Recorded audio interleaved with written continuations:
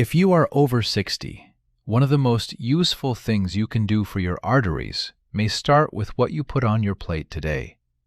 High LDL cholesterol is often called bad cholesterol because too much of it can contribute to plaque buildup inside the arteries over time. The good news is that food choices can make a meaningful difference. Not because one magical food cleans your arteries overnight, but because the right eating pattern can help lower LDL and improve your overall heart risk.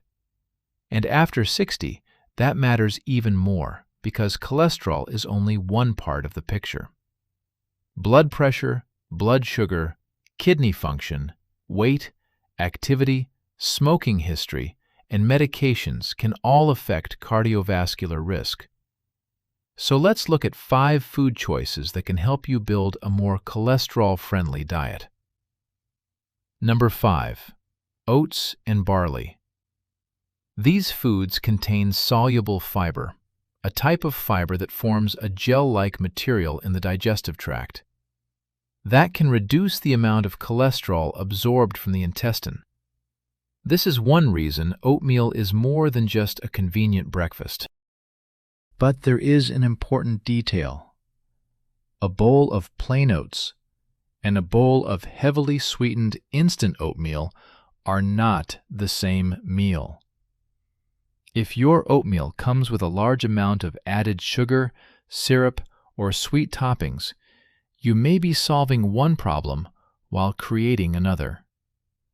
A better approach is simple oats with berries, a few nuts, cinnamon, or plain yogurt if that fits your diet.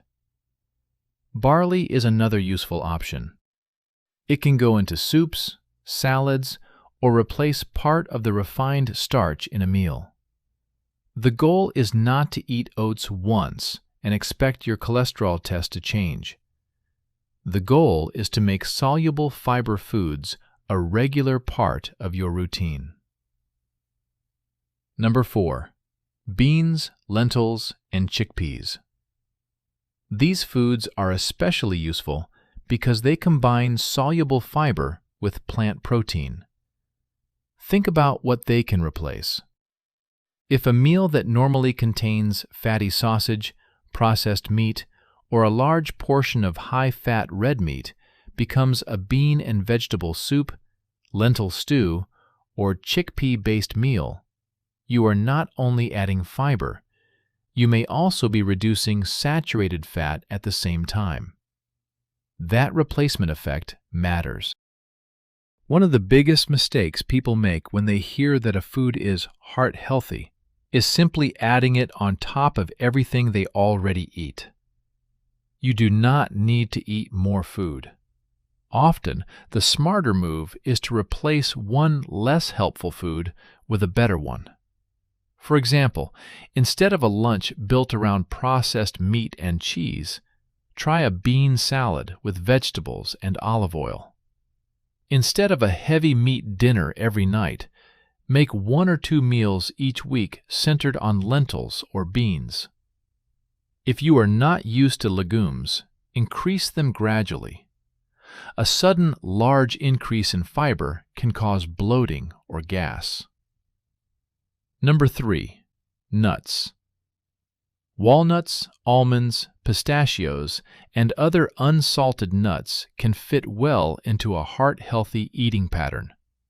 They provide unsaturated fats, fiber, and plant protein. But there is a trap here too. Nuts are calorie-dense. A small handful can be useful. Eating straight from a large bag while watching television can quietly turn into several hundred extra calories. And gaining excess weight can work against your overall cardiovascular goals. So think of nuts as a replacement, not an unlimited snack. A small portion of nuts can replace cookies, chips, or a dessert. You can also sprinkle a few nuts over oatmeal or yogurt instead of adding sugary granola. And choose unsalted or lightly salted versions when possible, especially if you are also watching your blood pressure. Number 2. Olive oil, avocado, and other sources of unsaturated fat. This may be one of the most important concepts in the entire video. The question is not simply, how much fat do I eat? The better question is, what type of fat am I eating, and what is it replacing? Saturated fat can raise LDL cholesterol. Common sources include fatty meats, butter, high-fat dairy products, and many processed or baked foods. Replacing some of that saturated fat with unsaturated fat is generally a better strategy for LDL cholesterol. So instead of butter on every piece of bread, you might use a small amount of olive oil with a meal. Instead of a creamy, high-saturated fat dressing, use olive oil and vinegar. Instead of building every meal around fatty meat and cheese, use fish, beans, nuts, or other leaner protein choices more often. This does not mean pouring unlimited olive oil over everything. Calories still matter. The benefit comes from replacement. That word is worth remembering. Replacement. Number 1. Fruits and vegetables that help you get more fiber. Apples, pears, citrus fruits, berries, carrots, okra, eggplant, and many other plant foods can contribute fiber and help make the overall meal more heart-friendly. But again, context matters. Eating an apple is not the same as drinking a large glass of apple juice. Whole fruit usually gives you fiber and requires more chewing, while juice can deliver sugar much faster and is easy to consume in large amounts. Vegetables also help because they can take up space on the plate that might otherwise be filled with refined starches or high-saturated fat foods.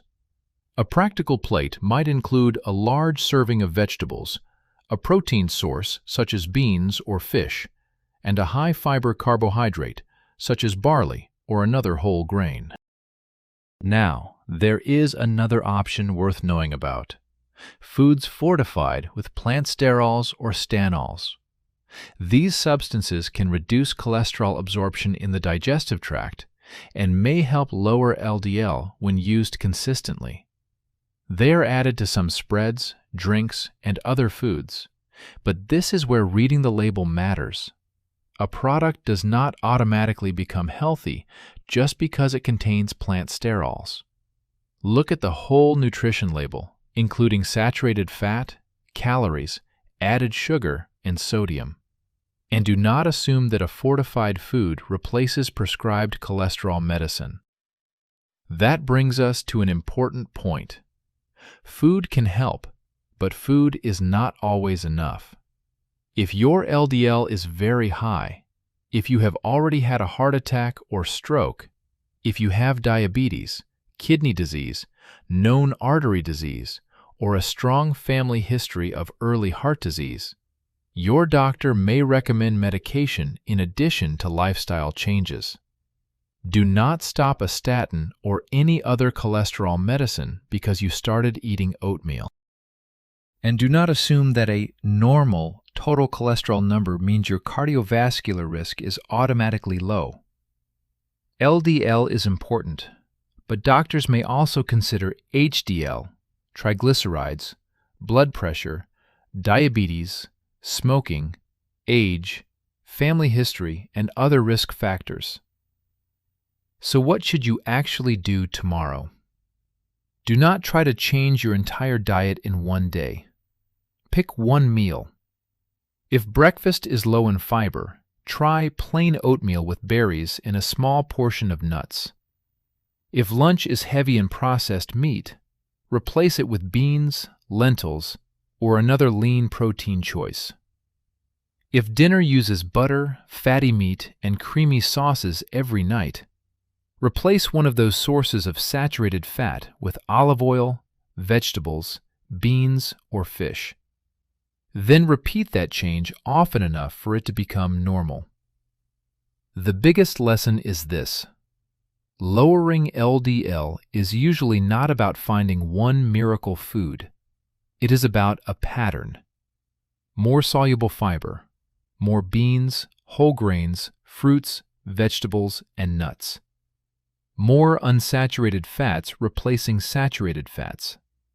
Fewer meals dominated by fatty meats, butter, processed foods, and heavily refined foods.